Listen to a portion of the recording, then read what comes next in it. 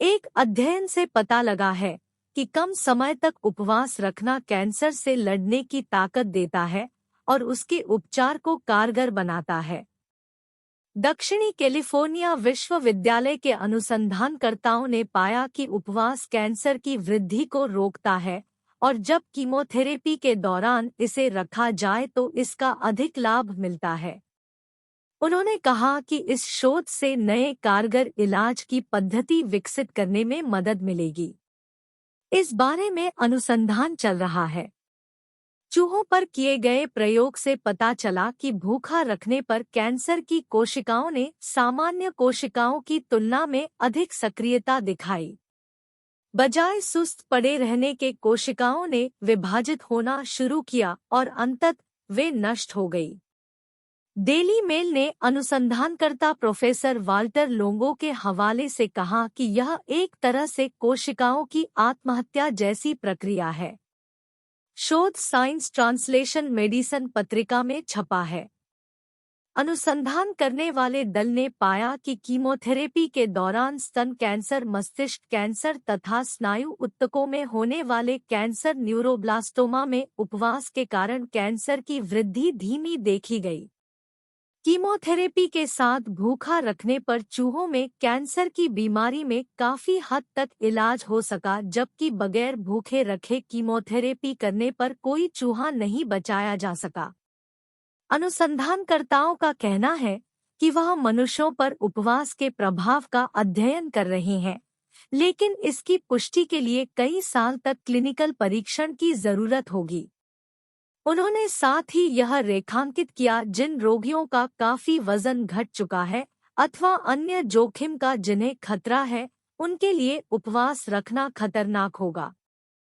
प्राथमिक तौर पर किए गए एक क्लिनिकल परीक्षण के नतीजे जून में शिकागो में होने वाले अमेरिकन सोसाइटी ऑफ कैंसर ओन्कोलॉजिस्ट्स में प्रस्तुत किए जाएंगे।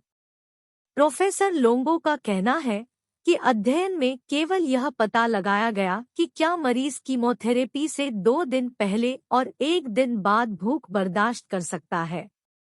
उन्होंने कहा, हम नहीं जानते कि क्या यह मानव में भी कारगर है।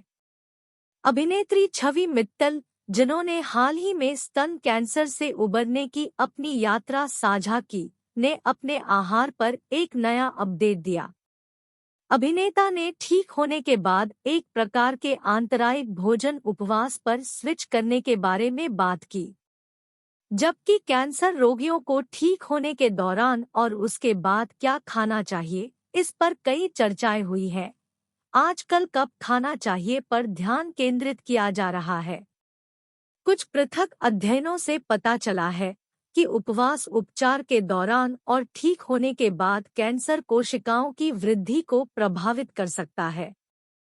यह पूछे जाने पर कि उन्होंने इंटरमिटेंट फास्टिंग का विकल्प क्यों चुना, कैंसर मुक्त अभिनेत्री ने कहा कि उनका जवाब बहुत सरल है। उन्होंने बताया कि उपवास से ग्लूकोज का स्तर कम हो जाता है और कैंसर कोशिकाओं का बढ़ना मुश्किल हो जाता है।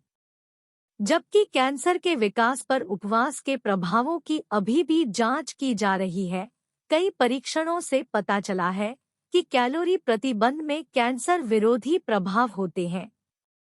यह समझना एक अच्छा विचार हो सकता है कि आंतरायिक उपवास क्या है और इसका कैंसर कोशिकाओं पर क्या प्रभाव पड़ता है। आंतरायिक उपवास कब खाना है, इसके बारे में है। जब कोई व्यक्ति रुक रुक कर उपवास कर रहा होता है, तो वह दिन के एक निश्चित समय के दौरान ही खाता है।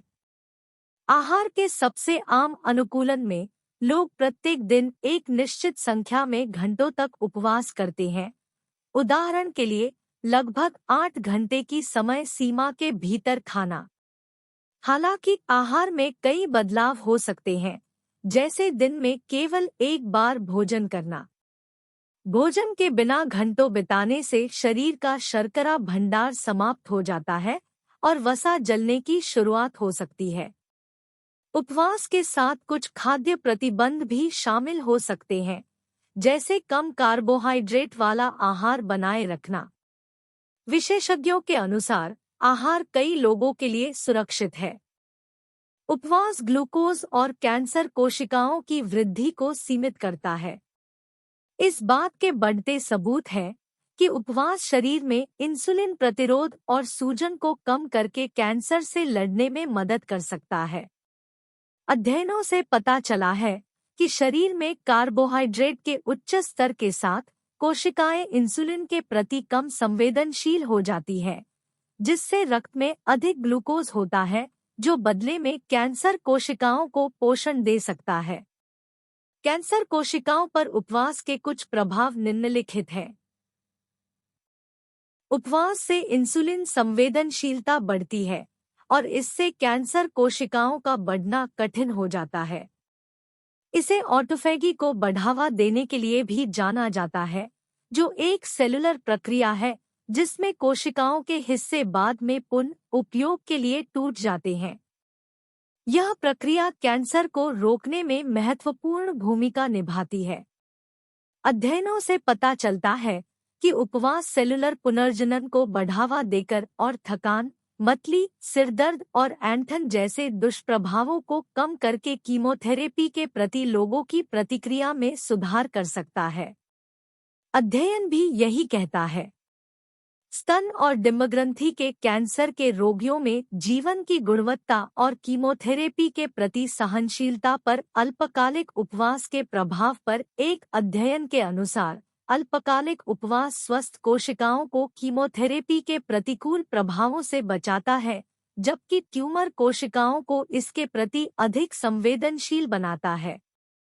एक अन्य अध्ययन फास्टिंग मिमिकिंग डाइट सुरक्षित है और कैंसर के मरीजों में मेटाबॉलिज्म और एंटीट्यूमर इम्यूनिटी को दोबारा आकार देता है, जिससे पता चला है कि एक प्रकार का आंतरायिक उपवास कैंसर के मरीजों में सुरक्षित और जैविक रूप से सक्रिय था और प्रतिरक्षा प्रतिक्रिया को सक्रिय कर सकता है।